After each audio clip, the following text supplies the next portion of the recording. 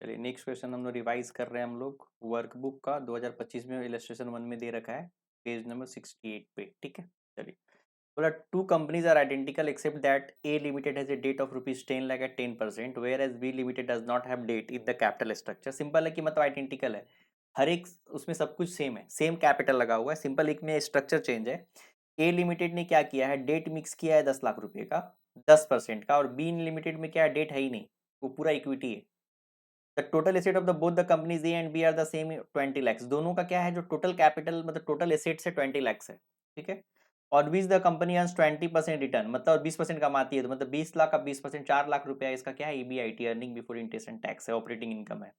बोलता find the value of the each company and overall cost of capital using the net operating income approach. बोलता है approach equity capitalization rate for B limited is 15%, the rate is 30%। मतलब क्या आपको equity capitalization rate कितना दे रखा है आपका 15% B का, और टैक्स रेट कितना दे रखा है आपका 30%। चलिए ध्यान देंगे, चलिए यहाँ पे क्या है आराम से समझेंगे। टोटल एसेट्स ए और बी का कितना दे रखा है 20 lakhs, और ऑपरेटिंग इनकम मतलब ईबीआईटी क्या दे रखा है, टोटल एसेट का 20%, तो ईबीआईटी कितना हो जाएगा 20 lakhs का 20% 4 लाख। अब यहाँ पे क्या है, कॉर्पोरेट टैक्स रेट दे रखा है, नहीं देता तो इग्नोर कर दे रखा है, तो ईबीआईटी में से directly net operating income approach करना है। क्वेश्चन में क्या बोला आपको, नेट ऑपरेटिंग इनकम अप्रोच, तो नेट इनकम यूज कर सकते नहीं, आपको ईबीआईटी यूज करना है। लेकिन टैक्स दे रखा है तो ईबीआईटी में से टैक्स तो माइनस करना पड़ेगा, तो ईबीआईटी में से हमने टैक्स माइनस कर दिया 4 लाख। 4 लाख का 30% माइनस करेंगे 1,20,000, तो आएगा 2,80,000। शॉर्टकट यूज कर दिए, 30% अगर टैक्स माइनस हो जाएगा तो 70% आपका अर्निंग, जो आपका टैक्स कितना बचेगा आपका 2,80,000। इक्विटी कैपिटलाइजेशन रेट तो इक्विटी फर्म्स दे रखा है, जो इक्विटी फर्म कौन है, फर्म बी, तो फर्म बी का जो के दे रखा है 15% दे रखा है, तो यहाँ पर रखेंगे इसमें लिवर्ड फर्म है, मतलब लिवर्ड फर्म है, तो जो के इसमें 15%, इसका मतलब के भी इसका 15% ही होगा, क्योंकि के इक्वल टू के, क्योंकि इसमें तो है ही नहीं फर्म, मतलब इसमें लिवर्ड तो है ही, डेट है ही नहीं, तो के इक्वल टू क्या हो जाएगा, के इसका के हो जाएगा। डेट फॉर ए लिमिटेड में 10 लाख का जो 10% आपका डेट मिक्स है, तो use only for the tax shield and the net operating income approach to taxes. इसमें हम लोग क्या करते हैं, सिर्फ इसका जो टैक्स के डेट के कारण, इसके इंटरेस्ट के कारण फॉर्म का वैल्यू जो बढ़ता है, टैक्स का बेनिफिट मिलता है, उतना का फॉर्म का वैल्यू बढ़ता है, तो हम लोग उसके लिए इसको यूज करेंगे।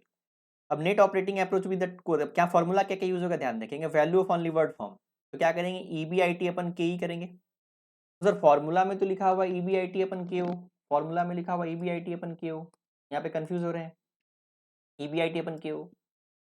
तो बताया जब फॉर्म में जब इसमें डेट नहीं रहेगा, इसमें डेट है ही नहीं, अनलिवर्ड फॉर्म है, तो इसमें डेट नहीं है, तो जब डेट नहीं इसका मतलब सिर्फ इक्विटी है, तो जो के ई होगा वही के ओ होगा, तो यहाँ पर आप के ओ ही लिख रहे हैं, लेकिन यहाँ पर के ई लिख रहे हैं क्यों, क्योंकि के ओ को के ई सेम है, for unlevered form is the same risk class.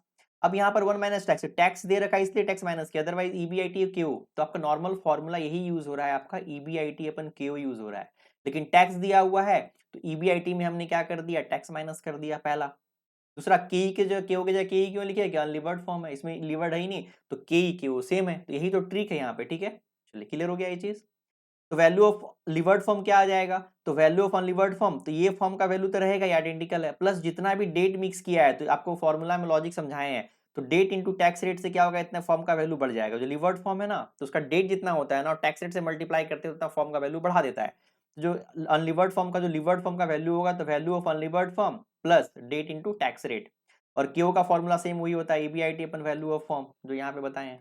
Q कैसे निकलेगा, EBIT upon value of firm, यहाँ पर टैक्स दिया हुआ इसलिए ईबीआईटी में टैक्स माइनस कर दिए हैं, जहां जहां टैक्स रहेगा वहां पर टैक्स माइनस करना रहेगा, अदरवाइज इग्नोर करेंगे, तो वही फॉर्मूला है, कुछ नहीं है।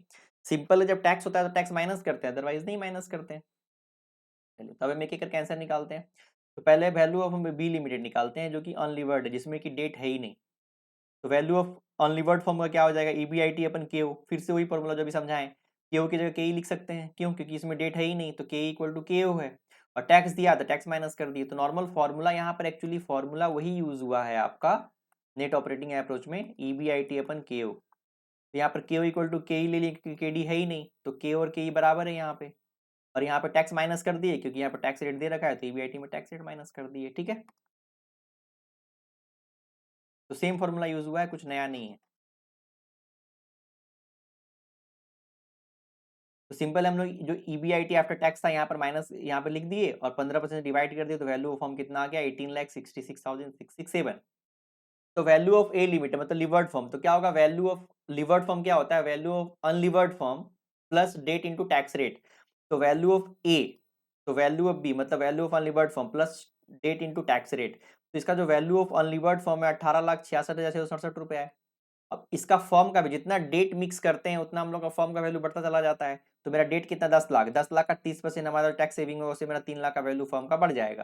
तो 18 लाख में इतना 3 लाख जोड़ देंगे तो नया जो फॉर्म का वैल्यू होगा, वैल्यू ऑफ लिवर्ड फॉर्म होगा 21,66,667 होगा। ठीक है, अगर ओवरऑल कॉस्ट ऑफ कैपिटल का बात करेंगे तो क्या बताया हम आपको, EBIT upon value of firm, तो EBIT upon value of firm, यहाँ पर वैल्यू ऑफ फॉर्म लिख दी ईबीआईटी 1 माइनस टैक्स, क्वेश्चन में दिया हुआ था इसीलिए टैक्स माइनस कर दिए, सिंपल फॉर्मूला लगा दिए। इसमें तो दोनों का सेम ही होगा ना बी लिमिटेड में, इसमें जो केओ होगा वो के के बराबर होगा, मतलब 15% ही होगा, क्योंकि इसमें तो डेट है ही नहीं, बार बार रिपीट कर रहे हैं। इसका चेंज हो जाएगा, केओ इसका निकालना पड़ेगा। तो केओ कैसे निकालेंगे, EBIT upon value of firm, तो EBIT upon value of firm, लेकिन टैक्स दिया हुआ तो ईबीआईटी टैक्स माइनस कर दिए, तो 2,80,000 और वैल्यू ऑफ फॉर्म अभी हम लोग जस्ट कैलकुलेट किए थे कितना आया था 21,66,7 डिवाइड कर दिए, तो मेरा इसका केओ कितना आ गया 0.1292 मतलब 12.92%। तो फाइनल आंसर हम लोग का क्या आ गया, वैल्यू ऑफ बी लिमिटेड जो अनलिवर्ड था 18,66,667, value of levered firm 3 lakh से बढ़ गया तो 21,66,667। Overall cost of capital B limited का तो जो के था वही हो गया, इसका हम लोगों ने के निकाल लिया तो 12.92% आया। बस इतना ही आंसर था, कुछ था नहीं, सिंपल। एक बार अच्छे से अगर ध्यान देंगे समझ में आ जाएगा, एग्जाम में क्वेश्चंस करके आएंगे, नहीं प्रॉब्लम होगा। ठीक है।